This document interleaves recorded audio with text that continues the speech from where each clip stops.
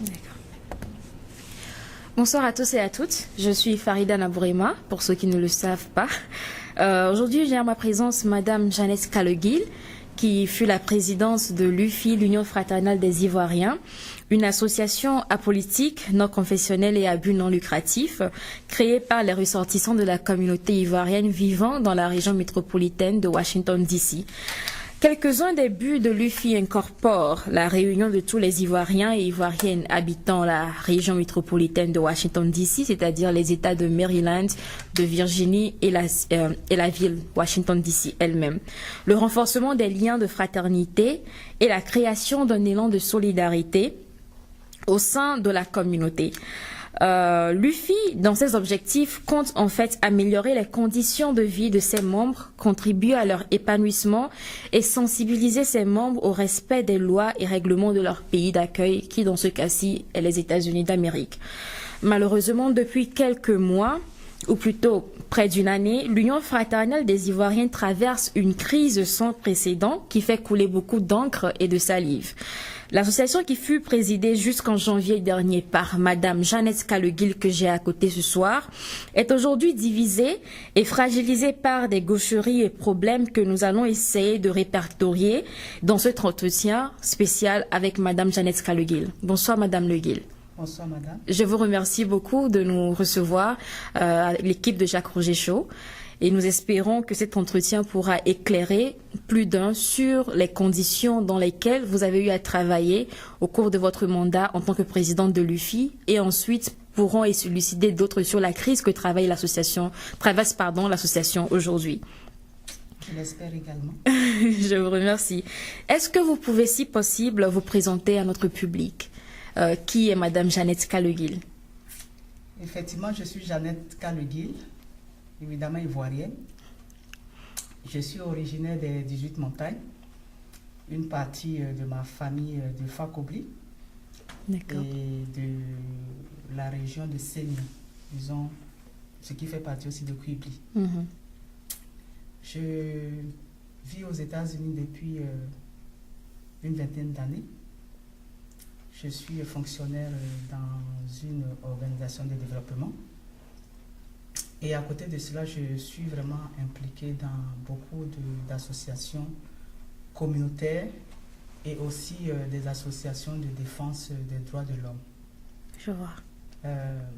Notamment les personnes handicapées. Et je suis membre d'autres associations américaines. Je suis aussi membre de l'association des paralysés de France. Je suis aussi membre de cette église dans laquelle j'enseigne les dimanches, les enfants. J'ai aussi une association pour défendre les droits des personnes handicapées, nommément ULOC. Et en plus de tout ce que je fais, je suis aussi disponible pour aider à l'avancement de la cause ivoirienne. Donc voilà un peu ce que je fais. Je vois. Vous travaillez dans une institution de développement, comme vous l'avez dit, et il y a d'autres frères ou sœurs ivoiriennes qui aussi travaillent dans ce domaine, travaillent pour de grandes organisations, occupent des postes de prestige, mais ne sont pas aussi engagés dans la cause communautaire. Pouvez-vous nous dire ce qui vous motive en fait à vous investir autant dans les travaux communautaires pour défendre ou bien protéger la communauté ivoirienne? Mais en effet, c'est vrai, c'est un privilège pour nous. L'organisation de développement dans laquelle je travaille, comme beaucoup de mes frères ivoiriens, elle a une mission. Et la mission de cette institution, c'est de lutter contre la pauvreté et améliorer les conditions de vie des habitants de nos pays. Donc, en tant qu'institution, elle a une mission. Et je pense qu'en tant qu'individu, ou bien en tant que groupe, nous avons aussi une mission. Et si telle est la mission de cette institution, de réduire, de lutter contre la pauvreté, qui est pauvre? Où se trouvent les pauvres? Donc, pour pouvoir améliorer les conditions de vie et lutter contre la pauvreté, il faut aller rencontrer la pauvreté, il faut aller rencontrer les gens, les personnes, là où se trouve la pauvreté. Ça peut être une pauvreté financière, une pauvreté professionnelle, sociale, mentale. La pauvreté, elle est partout. Et ce n'est pas en restant dans les gratte-ciel que nous allons réduire la pauvreté. Donc pour moi, c'est vraiment un privilège et puis aussi un plaisir d'être auprès des frères, des sœurs, là où je peux vraiment apporter ce que je peux apporter, parce que nous sommes dans un monde où il faut bâtir. Vous savez, en un seul geste, on peut détruire, mais pour bâtir, ça prend du temps. Il faut déjà avoir la vision, préparer le projet, mettre en place les éléments pour construire cette fondation, et ça prend énormément de temps. Donc c'est un plaisir pour moi d'être auprès de mes frères et sœurs pour bâtir une nation. Donc pour résumer tout cela, aussi bien dans vos activités professionnelles que para-professionnelles, si je peux le dire ainsi, vous cherchez à contribuer à l'amélioration des conditions de vie des uns et des autres, aussi bien sur le plan social que professionnel. Voilà. Tout à fait. Merci beaucoup, Madame Le Guil. La question suivante nous ramènera au vif du sujet. Il s'agit de l'UFI, l'Union fraternelle des frères ivoiriens. Pouvez-vous nous préciser, s'il vous plaît, la date à laquelle vous avez été élue présidente de l'UFI et celle à laquelle votre mandat a pris fin? J'ai été élue en avril 2010. Et parlant de la fin de mon mandat, j'aimerais tout de même dire un peu ce que je sais de l'UFI. Parce que je suis dans la région de Washington depuis 20 ans. Et l'UFI a aussi 20 ans. C'était en 91-92 qu'il y a eu la première grande réunion de tous les Ivoiriens que le président, qui a eu la vision de l'UFI, l'Union fraternelle des Ivoiriens, USC, parce que c'était ça le nom, Ali Touré, on s'est tous retrouvés à l'université Howard à Washington DC pour lancer la base de cette organisation. Et depuis lors, j'ai été impliqué, intégré et j'ai suivi tout ce qu'il y a comme activité de l'UFI. Maintenant, je peux brièvement, sinon vous raconter un peu l'histoire de l'UFI. Cette partie que moi-même je connais, comme je vous disais tout à l'heure, on parle de l'UFI USC. Oui. Jusqu'à ce que tout récemment, on découvre que nous avons UFI DC Métro. D'accord. Mais il faut quand même reconnaître que les Ivoiriens, ils aiment se retrouver. Et on a du mal à exprimer l'affection, l'amour que nous avons les uns pour les autres. Parce que avant l'UFI USC, les frères qui nous avaient précédés ont essayé de mettre ensemble une association et encore pour l'entraide sociale. Et je crois qu'à travers l'entraide sociale, aussi l'épanouissement économique. Et malheureusement, cela n'a pas, disons, réussi. C'est ainsi que plusieurs années après, on a vu la naissance de l'UFI DC Métro, l'UFI USC, pardon. Qui est une version plus... Pardon? Qui est une version plus petite ou bien une nomenclature plus restreinte? Non, l'UFI USC, c'est toujours la même union fraternelle de ce que nous avons connu jusqu'à ce que... parce que celui qui était là avant moi, il a été élu sous UFI USC. Donc c'est pour vous dire que depuis, c'était toujours UFI USC. Y a-t-il une grande différence entre les deux organisations? Y a-t-il eu des amendements, des changements? À part le site. En fait, c'est un peu décevant parce que nous tous, nous avons cru que nous étions sous une même association. Jusqu'à ce qu'on découvre que après Cheikh, au moment où Cheikh s'est présenté sous UFI USC.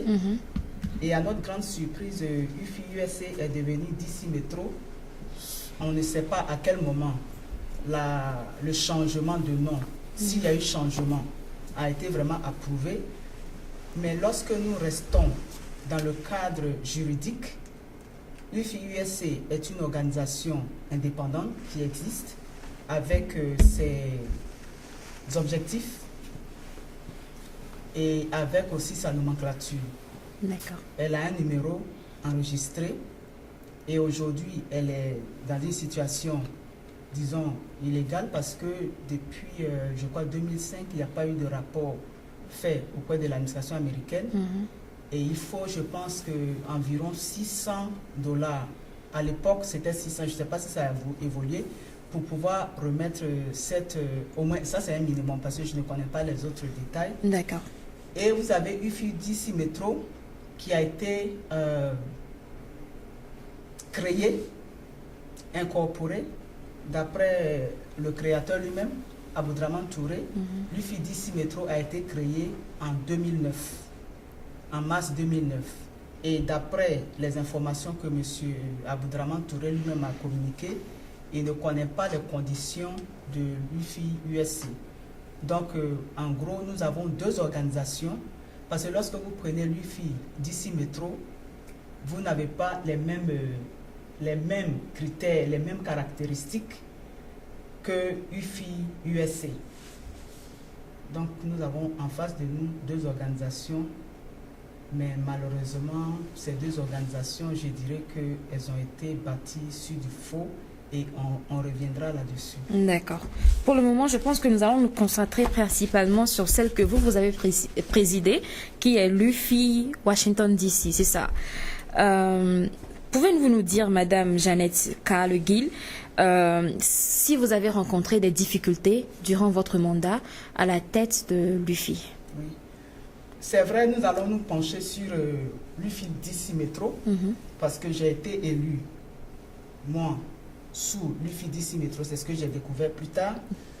Mais ce sont deux organisations, même si juridiquement elles sont distinctes, ce sont deux organisations malheureusement que nous ne pouvons pas dissocier. D'accord. Parce que pendant longtemps, les anciens présidents de l'UFI-USC croyaient qu'ils sont toujours impliqués dans l'UFI DC Metro, alors qu'ils ne le sont pas. Moi, je pensais aussi que j'étais impliqué dans l'UFI DC Metro, mais je ne le suis pas. Parce que UFI DC Metro, UFI USC n'a pas été dissous, donc par conséquent, cette organisation, elle est toujours là, elle existe. Je vois. Donc les anciens présidents, l'UFI USC, je serai la seule ancienne présidente. Si on tient compte des textes en français qu'on nous a donnés.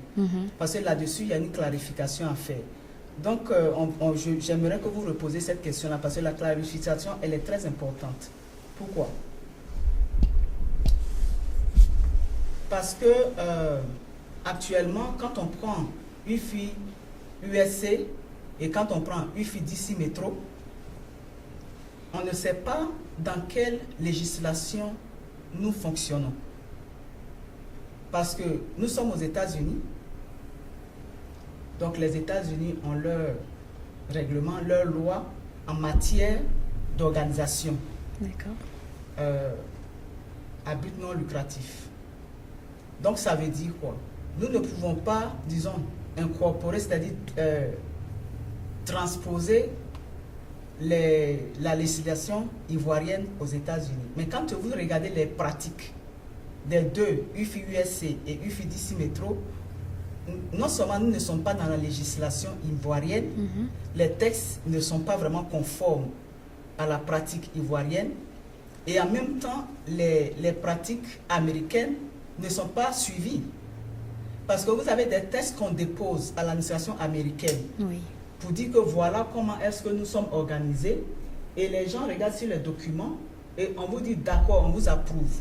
À partir du moment où l'administration, qu'elle soit américaine, qu'elle soit ivoirienne, parce que l'administration c'est la même partout, à partir du moment où on regarde les documents et on appose l'approbation, ça veut dire que vous fonctionnez selon les règles de ce pays, que ce soit en Côte d'Ivoire, que ce soit aux États-Unis, c'est la même chose. Maintenant, vous sortez de là et vous ne dites pas à vos frères, attendez, les textes que nous avons, ce ne sont pas les textes qui ont été approuvés par l'administration américaine ou bien par l'administration. Selon vous, qu'est-ce que c'est? C'est un abus de confiance. Donc, si je comprends bien... au niveau de l'administration américaine, vous avez des textes qu'ils ont déposés, qui sont approuvés, mais qui n'ont jamais été traduits s'ils veulent qu'on communique en français, puisque c'est notre langue maternelle. Ça n'a jamais été traduit de l'anglais au français pour permettre aux membres de francophones. connaître un peu ce qui a été approuvé par l'administration américaine. Donc, si je comprends bien, il y a eu 2 tests. L'un des 2 a été introduit à l'administration américaine et ce test était en anglais, pardon. Et le second, qui était en français, a été plus ou moins exposé aux membres. Voilà, donc depuis l'UFI-USA jusqu'à aujourd'hui, Oui. les documents, parce que, bon, je veux dire, pour créer une organisation, vous créez une organisation selon les règlements en place. Oui. Donc, ils ont rédigé les statuts, ils ont déposé les statuts approuvés par l'administration américaine, mais ce ne sont pas ces statuts-là que nous suivons. Je vois. Maintenant, le cas de UFI-DC Metro, c'est encore plus flagrant. Le cas de UFI-DC Metro est plus flagrant parce que non seulement ils créent l'organisation, ils déposent les statuts, c'est-à-dire que l'Assemblée, la loi américaine, l'administration américaine approuve les statuts en mars 2009. Alors que ces statuts doivent être déjà approuvés par une assemblée générale avant d'aller les déposer à l'administration américaine. Donc, qu'est-ce qui s'est passé? On crée l'organisation en mars 2009, on dépose les statuts en mars 2009, et qu'est-ce qu'on fait? Et c'est seulement en juillet 2009 qu'on présente des statuts, statuts et règlements intérieurs qu'on met à l'approbation de la communauté. Mais on ne dit pas à la communauté qu'attention, ce ne sont pas les textes approuvés par l'administration américaine. Donc, vous voyez, et dans ces textes-là, là où c'est flagrant, comme je le dis, l'administration américaine, ils ont vraiment, c'est très clair. Voilà, en termes d'organisation à but non lucratif, voilà ce que nous attendons de vous. Donc, si vous remplissez 1, 2, 3 comme critères, on vous approuve. D'accord. Donc, les documents qu'ils ont déposés pour approbation diffèrent. Oui, pour approbation, c'est écrit là-dedans que nous avons un conseil d'administration.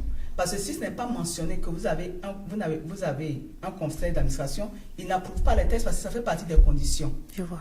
Donc, qu'est-ce qu'ils font? Ils déposent les textes où c'est écrit que nous avons un conseil d'administration. Mais lorsque vous prenez les documents auxquels on a accès, il n'y a pas de conseil d'administration, c'est seulement un conseil d'administration de la transition dont le rôle est d'organiser les élections. Mais on n'a jamais dit aux Ivoiriens qu'on a déposé les statuts, on a créé l'organisation avant même de vous informer. Donc les Ivoiriens n'ont jamais été informés officiellement, ou bien leur approbation n'a jamais été sollicitée dans la création de l'UFI-DC Metro. Donc si je comprends bien, on a mis les populations, mais plutôt la communauté ivoirienne, sous le fait accompli, en les incluant dans une association plus ou moins de laquelle ils n'étaient pas vraiment informés. Non. Je vois. Parce qu'aujourd'hui, si vous demandez aux anciens présidents, bon, vous allez regarder les textes vous-même, ces textes ne prennent même pas en compte les anciens présidents.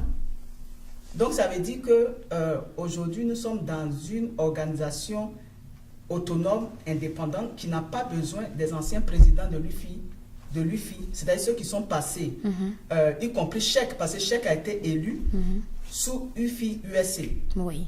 Et moi, j'ai été élu avec le logo UFI-DC Metro.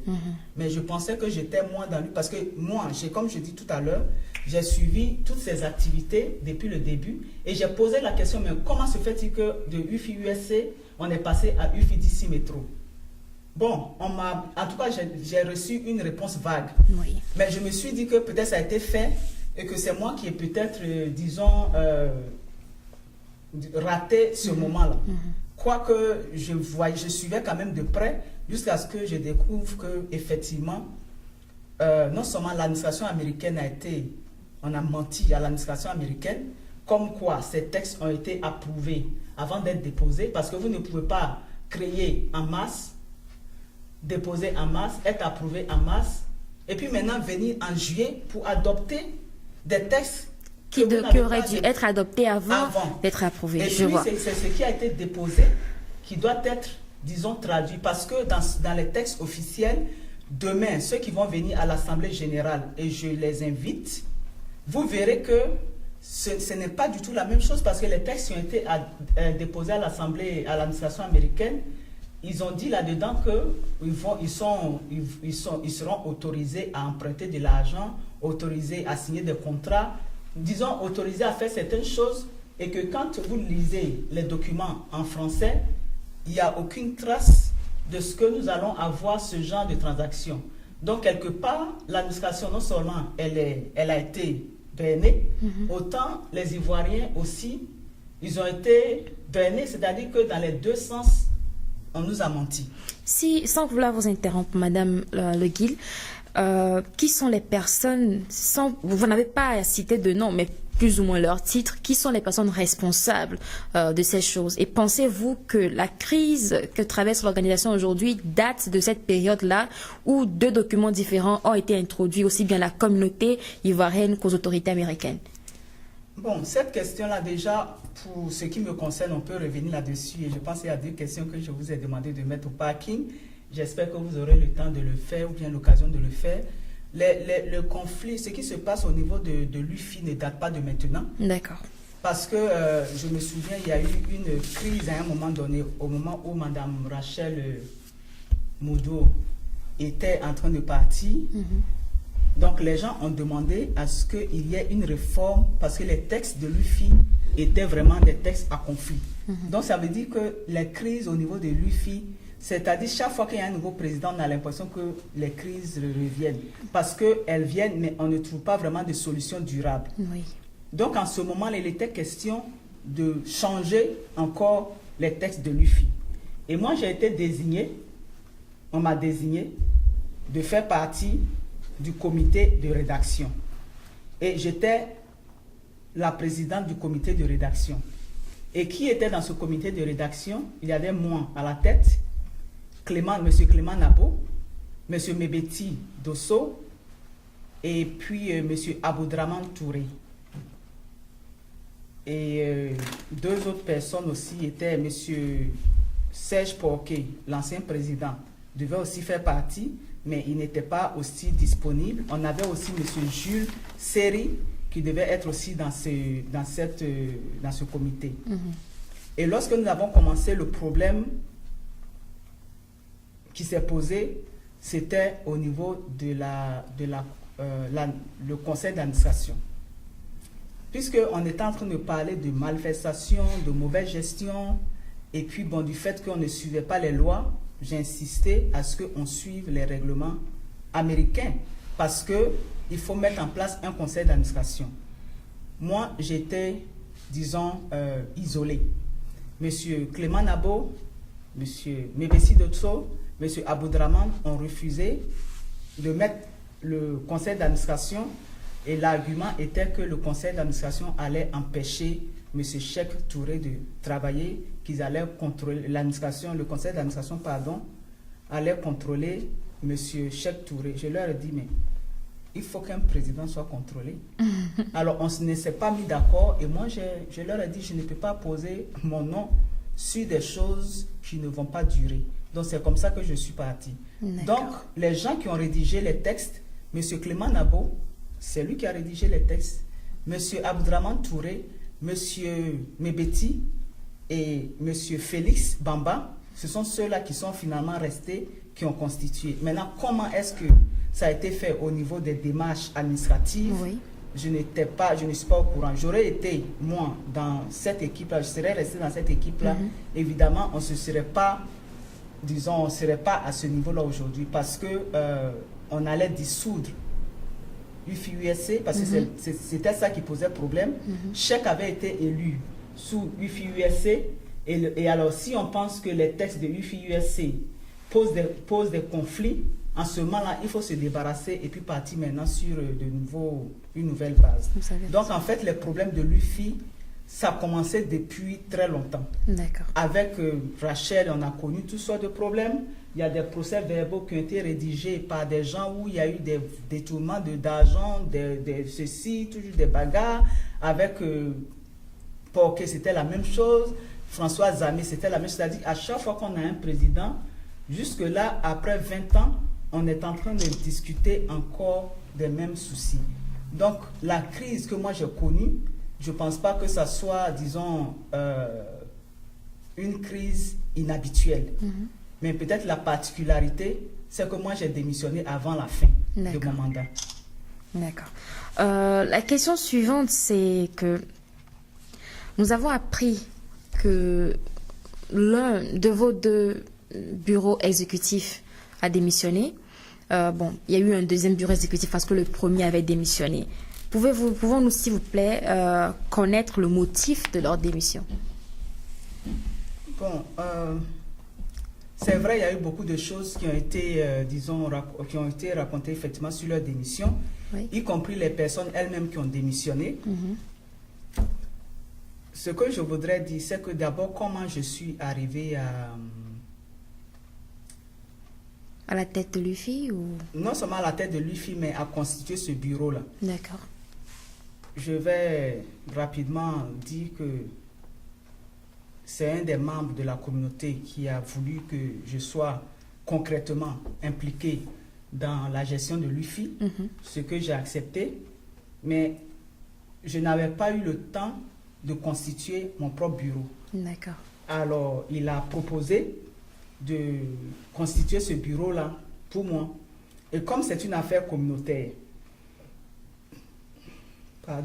ce n'est pas, disons, un projet personnel, c'est un projet de la communauté, donc tout le monde est vraiment impliqué et doit être impliqué. Par conséquent, je ne vois pas pourquoi est-ce que s'il veut aider à constituer le bureau, il ne le ferait pas. Donc c'est comme ça qu'il m'a proposé les éléments qui ont constitué mon bureau, notamment celui qui s'est présenté, qui s'est intéressé à être candidat de l'UFI d'ici métro. Alors, dès les premières semaines, lorsque je suis devenue présidente, ils avaient commencé à menacer déjà, oui, on va démissionner. Déjà, quand on prend la responsable en communication, non, que moi, elle ne voit pas ma vision. Ça, nous sommes dans les premières semaines.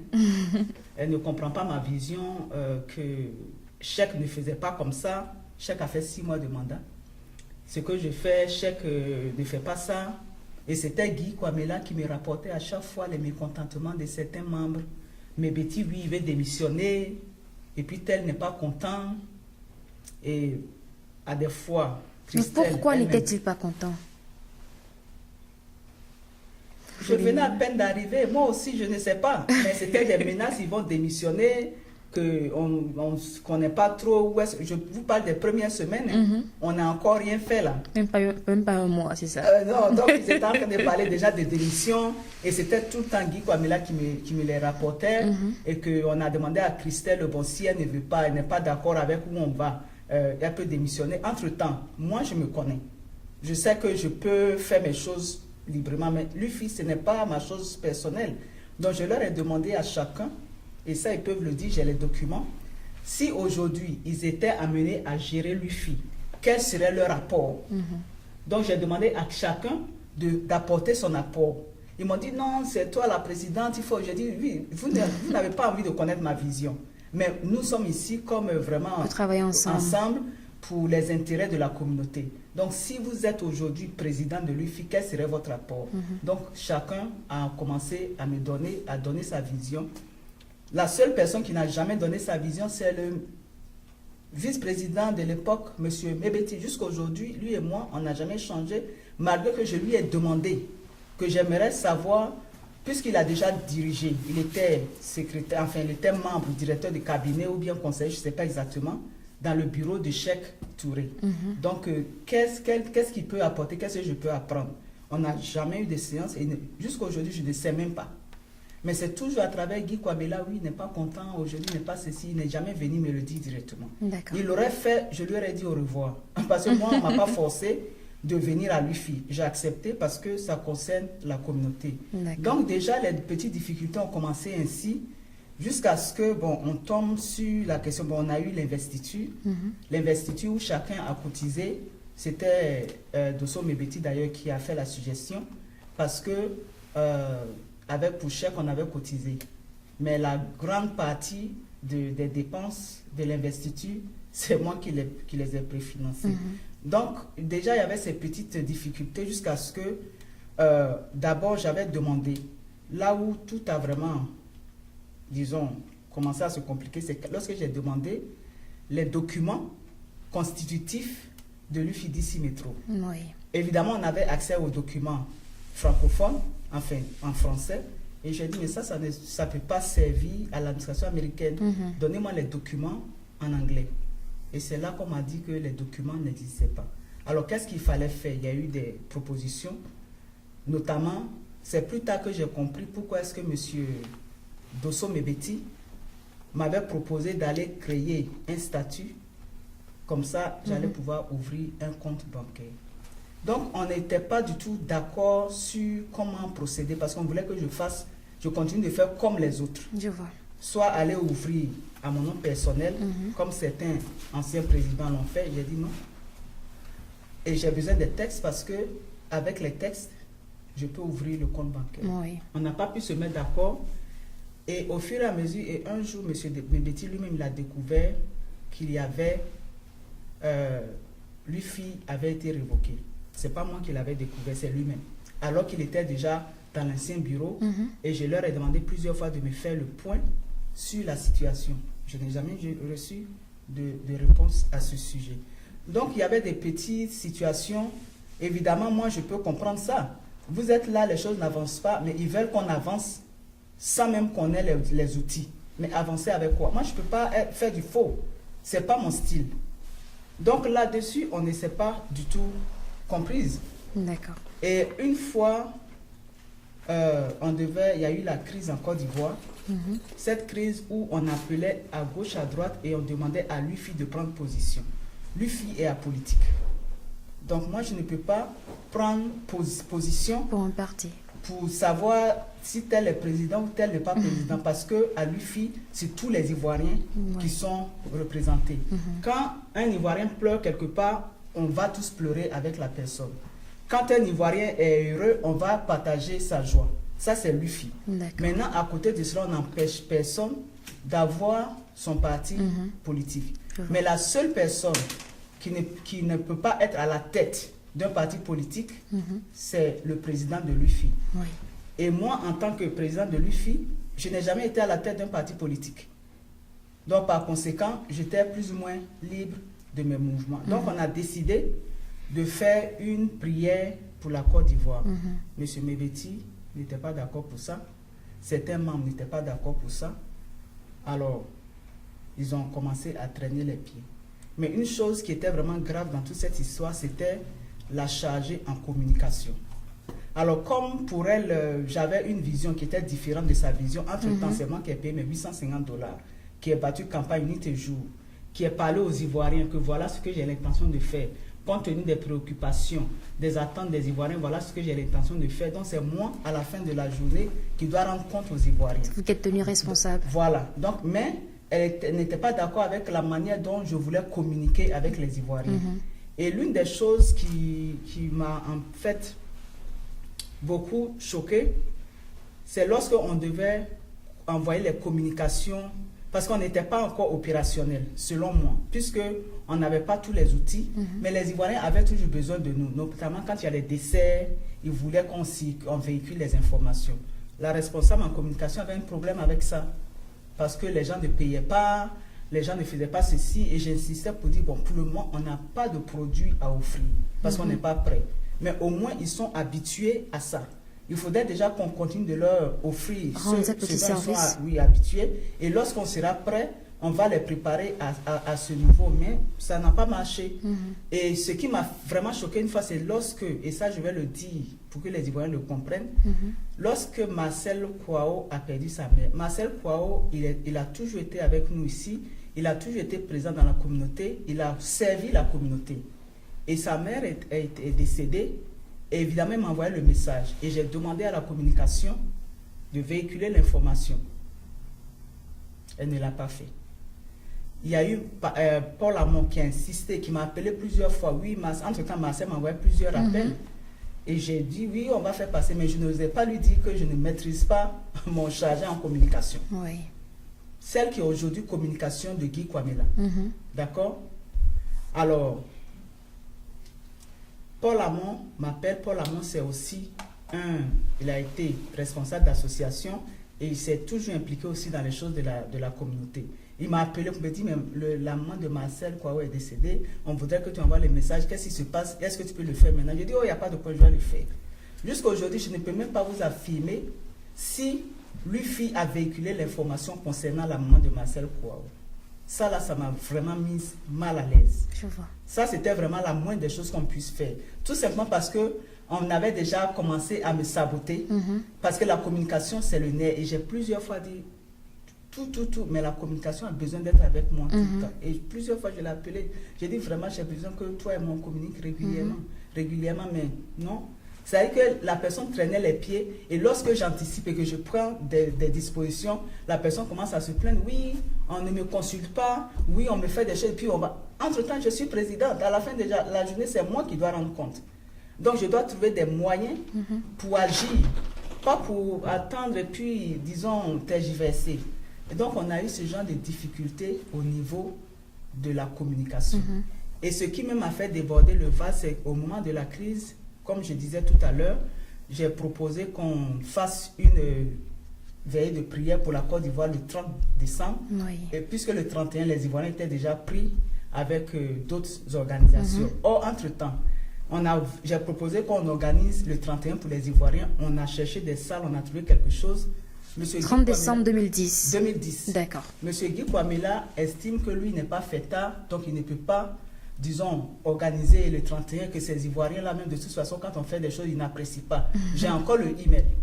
Donc j'ai vu ça, il dit, bon, demain, il faudrait que tu sois en mesure d'expliquer aux Ivoiriens pourquoi on n'a pas organisé le 31 pour eux. Donc il faut étendre ça aux autres pour qu'ils donnent leur avis. Donc j'ai coupé court là-dessus. Pour revenir au 30 décembre, j'ai appelé les pasteurs, j'ai appelé les imams. Ils ont trouvé que c'était une très très bonne idée pour organiser la prière, même si on ne fait rien, au moins que tout le monde prie pour la Côte d'Ivoire avec tout ce qui se passait. Oui. Mon équipe, d'abord quand j'ai appelé le secrétaire général, le même secrétaire général Guy Kwamela, pour lui dire, bon voici, on va organiser une veillée de prière pour la Côte d'Ivoire. Mais je vais parler à monsieur Mebeti, le vice-président, et dès que je finis de lui parler, je vais en parler à Christelle pour qu'on commence à préparer les annonces. Parce que je le lui ai dit, est-ce qu'il a informé Mebeti entre-temps? Mebeti était injoignable par email, par téléphone, il ne répondait plus pendant plusieurs jours. J'appelle Christelle, la même chose. Donc qu'est-ce que j'ai fait? J'ai pris maintenant sur moi de commencer à préparer le brouillon du coup de la correspondance. Donc je convoque maintenant une réunion. Ça, je suis en train d'expliquer comment est-ce qu'ils ont démissionné. Je convoque une réunion maintenant pour les informer des dispositions qu'on était en train de prendre. Les pasteurs allaient, et puis les imams, ils allaient préparer le contenu. Et nous, on apportait seulement la logistique, donc véhiculer les informations. Oui. J'envoie le email pour leur dire bon, qu'on va se rencontrer au téléphone justement pour en parler. Madame Christelle Kouaou, qui était la chargée en communication, elle envoie un email, oui, oui c'est bien, elle était off de son téléphone, elle était off de son email, mais elle vient de voir qu'on organise une veillée de prière. Elle s'adresse à moi, que je n'ai qu'à lui expliquer quelle stratégie mettre en place pour informer les Ivoiriens en 3 jours. Quand j'ai vu ça, j'ai commencé à rire. J'ai dit, mais si d'abord ton téléphone est off, ton email est off, la stratégie que je vais apporter là, pendant les 3 jours, là, ce sera encore off. Donc, on va tourner en rond. Donc, j'ai essayé de la joindre au téléphone, effectivement, il ne répondait pas. Qu'est-ce que j'ai fait? J'ai rédigé un courrier, je lui ai dit, bon, compte tenu du fait qu'elle n'est pas disponible et que la communication, c'est le nerf, moi, je ne veux plus. Et que ça, vraiment, ça dérange. La manière dont je veux communiquer avec les Ivoiriens, ça me dérange. Donc, je ne veux plus qu'elle soit à la tête de la communication. Je le lui ai envoyé à elle. Qu'est-ce qu'elle fait? Elle envoie le email aux autres. Je dis que moi, je lui dis que je la démets de ses fonctions. Or, il se trouve que c'est la première fois à l'UFI qu'on renvoie quelqu'un. Donc, ça a un peu choqué les autres, si je comprends bien. Ça a vraiment ébranlé les autres. Donc, quand j'ai convoqué cette réunion d'information, parce que pour moi, c'était à cette réunion-là que j'allais donner l'information, ils ne sont pas venus, personne. Je suis resté au téléphone pendant 30 minutes, personne n'est venu. Et donc je raccroche 30 minutes après. Il y a quelqu'un qui m'appelle qui dit, ah, président, vraiment, ils ont convoqué une réunion, je ne suis pas content de ce qu'ils sont en train de faire. Donc, je voudrais que tu restes à l'écoute avec moi. Ça, je ne vais pas dévoiler le nom. Mais puisque nous sommes, c'est comme aujourd'hui, nous sommes en train de faire un bilan. C'est le moment vraiment de dévoiler les pratiques qui sont vraiment les vrais plaies de cette communauté. Pourquoi est-ce qu'on n'avance pas? Ce que je suis en train de vous parler de l'attitude d'un bureau exécutif. Un bureau exécutif qui a à sa tête un président. Donc, ils ont convoqué une réunion parallèle à la vôtre. Ils ont convoqué une réunion parallèle et qui a convoqué la réunion, c'est M. Bidje, le trésorier Jérôme Bouedou, qui était, disons, directeur trésorier général, qui avait arrêté d'assister aux réunions, qui n'a jamais pu me donner un plan de trésorerie que j'ai demandé pour préparer nos activités. C'est lui qui appelle tout le monde pour dire, oui, elle se prend pour qui? Elle renvoie Christelle et puis elle ne nous demande pas notre avis. Donc, il a appelé le secrétaire général et le secrétaire général Guy Kwamela, un trésorier général qui n'a pas la responsabilité du président, l'appelle et il convoque maintenant tous les autres. Donc, c'est PJ Jérôme Bouedou, qui demande au secrétaire général de convoquer une réunion. Donc, il convoque maintenant la réunion de tout le bureau. Non, ça commence. Elle se prend pour qui? C'est une décision, c'est pas élégant, j'ai tout entendu. Mais ce qui m'a plus frappé dans tout ça, c'est M. Guy Kwamela lui-même, qui demande qu'est-ce que je fais moi, parce qu'elle m'a demandé de faire quelque chose. Parce qu'effectivement, on allait vers la fin de l'année. Donc, je lui ai demandé de faire un projet de document, de message à la communauté. Et ça, je lui avais demandé 3 semaines à l'avance pour dire qu'il ne faudrait pas qu'on attende la dernière minute pour se précipiter. Donc, il prenne vraiment son temps pour le faire. Alors, il dit oui, que lui, de toute façon, moi, je vous ai déjà dit, moi, si c'est lui, moi, je démissionne, parce que moi, lui, ça ne m'apporte rien. Et puis, bon, je ne sais pas quel est votre avis. Maintenant, BJ qui... Le même monsieur Guy Kwamela qui est actuellement président de l'UFI. Qui est président de l'UFI. Que si c'est lui, non, lui n'est pas... Lui, il a déjà démissionné, il a déjà dit. Et que de toute façon, bon, qu'est-ce que je fais maintenant? BJ qui lui dit, mais il faut lui dire que tu vas le faire. Et puis maintenant, à la fin, tu ne le fais pas. Donc, j'ai compris finalement comment est-ce qu'il se comporte d'habitude avec moi. Quand je leur demande quelque chose, ils traînent. Effectivement, il y a des activités que j'ai initiées, des choses que j'ai initiées, qui à la fin sont tombées à l'eau. Non, ce qui veut dire qu'ils vous ont saboté dès le départ. Donc, c'était un peu leur pratique. Et puis maintenant, il avait certains membres aussi qui disaient, oh non, moi bon, démissionner, hein, ça, moi je ne serai pas, en tout cas, ça ne va pas me gêner de démissionner. Et donc, il y a deux personnes qui disent, mais quand même, bon, ce genre de situation-là, généralement dans les associations, on les rencontre. Donc, pourquoi ne pas aller vers la dame pour demander qu'est-ce qui s'est passé? Au lieu de lui porter des valeurs de jugement, de tout ça, ce n'est pas vraiment agréable, vous aussi, d'entendre ce que vous êtes en train de dire. On ne sait pas ce qui s'est passé. Et puis, bon, c'est bien vrai, elle est libre de demander à quelqu'un de démissionner, mais qu'est-ce qui s'est passé? Donc, voilà comment est-ce que ça s'est passé. Donc, ils ont délégué quelqu'un de venir me parler à moi. Or, entre-temps, moi, j'avais mon histoire de 30 décembre à organiser. Tout ce qu'il raconte là, c'est bien beau, mais pour le moment, là, moi, j'ai un projet à organiser. Je n'ai pas accès à la base de données. Parce que quand j'ai demandé la base de données pour communiquer à M. Mebeti Dosso, qui était le vice-président et à la fois le responsable en technologie, qu'est-ce qu'il fait? Il envoie un message à Guy Kwamela, qui est secrétaire général. Il envoie un message à Christelle, qui est chargée de communication, pour dire, bon, la présidente me demande le code d'accès à la base de données. Qu'est-ce que vous en faites? Qu'est-ce que vous en dites? Il m'a pas... Je suis présidente, hein? Et moi qui devais avoir... Non, il a demandé leur avis, ils n'ont pas répondu, il ne m'a rien donné.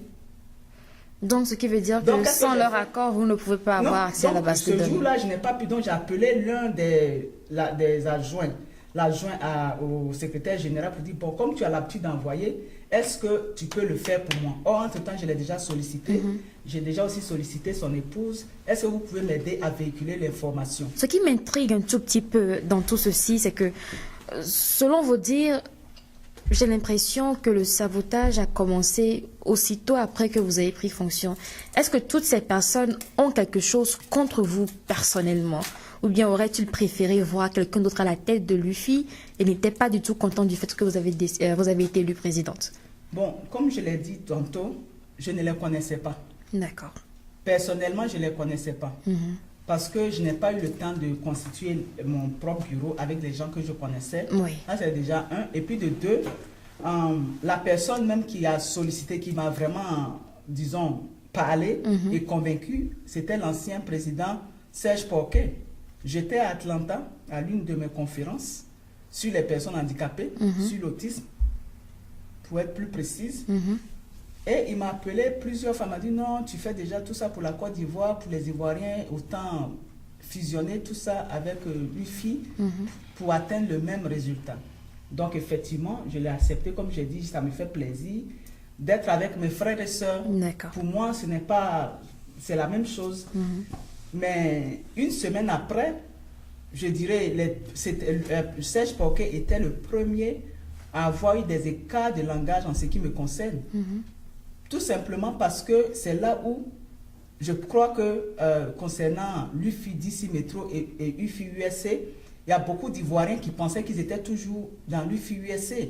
Parce que il y a eu la manière dont j'avais formulé, disons, le document, les textes, Serge Porquet n'a pas apprécié. Non seulement il n'a pas apprécié, mais il s'est vraiment exprimé et ce n'était pas du tout agréable. Mais je n'ai rien dit. Et c'est Serge Porquet le même qui a constitué toute cette équipe pour moi. Et cette équipe-là, au début, quand je dis quelque chose, ça va à Serge Porquet. Quand je bouge, ça va à Serge Porquet. À un moment donné, j'ai dit, mais attention là, on est où là? C'est moi qui suis présidente? Ou bien, donc du coup, j'ai dit, bon, à partir d'aujourd'hui, j'assume mes responsabilités. Pour résumer tout ceci, on peut dire que c'est parce que vous n'avez pas été celle qui a constitué votre propre équipe au départ, qui a plus ou moins ébranlé votre gestion dans la première année ou bien durant les premiers mois de votre mandat. Bon, je ne pourrais pas vraiment formuler cela de cette façon, parce que quand vous prenez un peu, nous sommes des Africains, et ce sont nos pratiques africaines que nous, disons, exportons. Parce que vous avez, en Afrique aujourd'hui, on met en place un président, et puis le lendemain, on dit non, on n'est pas d'accord. Peu importe ce que disent les textes que nous avons votés, peu importe notre constitution, non, il faut qu'il parte parce qu'on lui a demandé 1, 2, et puis il ne l'a pas fait. C'est-à-dire qu'il n'a pas, disons, rempli nos conditions personnelles.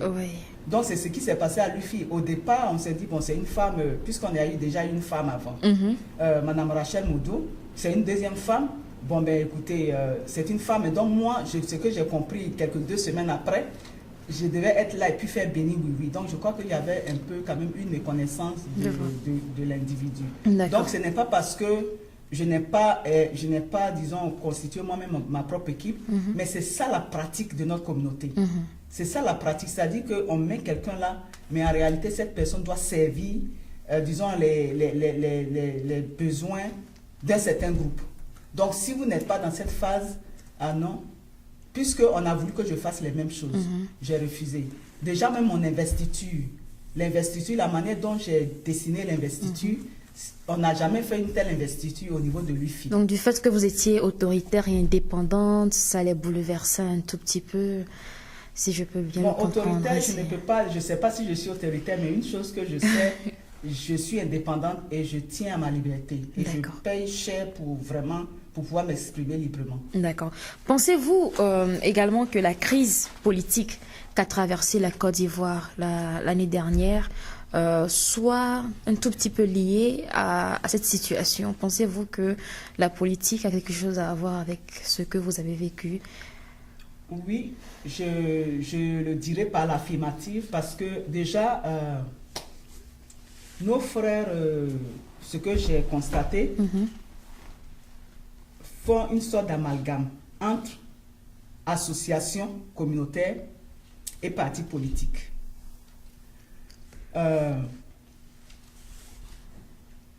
l'association, si vous prenez vraiment les caractéristiques d'une association, qui est de prendre en compte de façon collective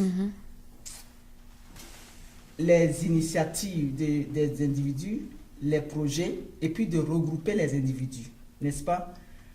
Donc, une association, ça veut dire que c'est un contrat qu'il y a entre les individus, donc il y a une confiance pour un développement collectif. Oui. Alors que les partis politiques, c'est une idée qu'on défend, on poursuit le pouvoir, c'est-à-dire qu'on fait tout pour avoir le pouvoir, pour pouvoir imposer cette idée.